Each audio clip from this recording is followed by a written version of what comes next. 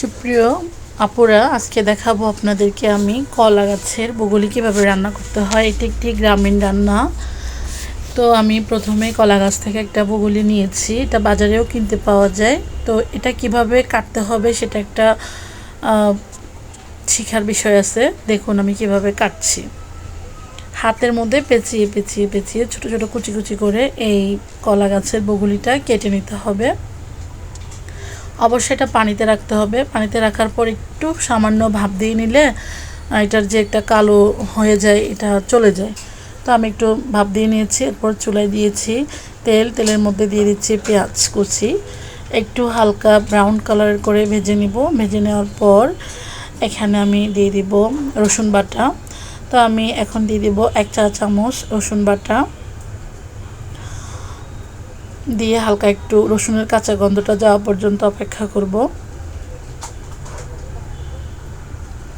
একটু সামান্য পানি দিয়ে একটু কষিয়ে নিচ্ছি।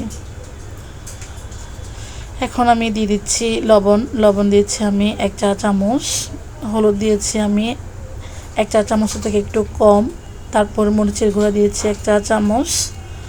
এখানে ঝালটা কম দিতে হয়, ঝালটা যদি বেশি হয় ভালো হয় না, এখানে কাঁচা ঝালটা দিতে হবে পরে। তো আমি এখানে সামান্য চিংড়ি মাছ দিয়েছি, ছোটোগুলো ইউজ করবেন তাহলে একটু মানে মজা হয় আর কি। একটু যেহেতু একটি আঞ্চলিক রান্না, তো দেশীয় ইচা মাছটা যদি আপনারা দেন তাহলে মজা হবে। এখন আমি এর মধ্যে যে ভাপ দিয়ে রেখেছিলাম কলা গাছের বগুলিগুলো সেগুলো দিয়ে ঢাকনা দিয়ে কিছুক্ষণ দমে রেখে দিব।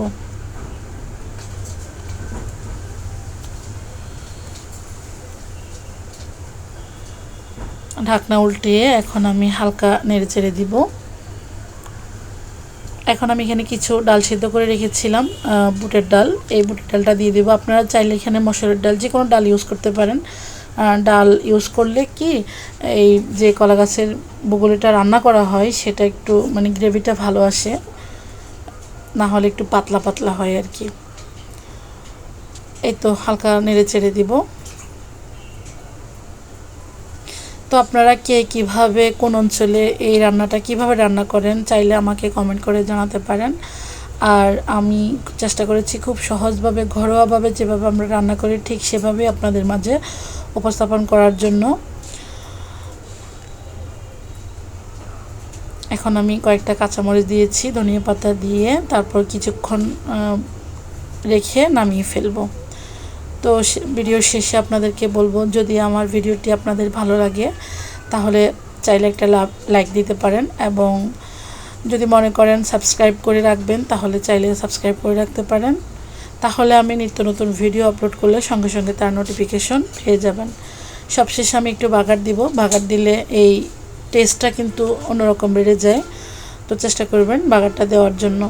বাগার দেওয়ার সময় অবশ্যই শুকনো মরিচ ইউজ করবেন। আমি শুকনো মরিচ দেই নাই কারণ যেটা বাচ্চারা খাবে, সো আমি শুকনো মরিচটা অ্যাভয়েড করেছি। তো সবাই ভালো থাকবেন, সুস্থ থাকবেন। আজকের মতো বিদায় নিচ্ছি। আল্লাহ হাফেজ। আসসালামু আলাইকুম রাহমাতুল্লাহ।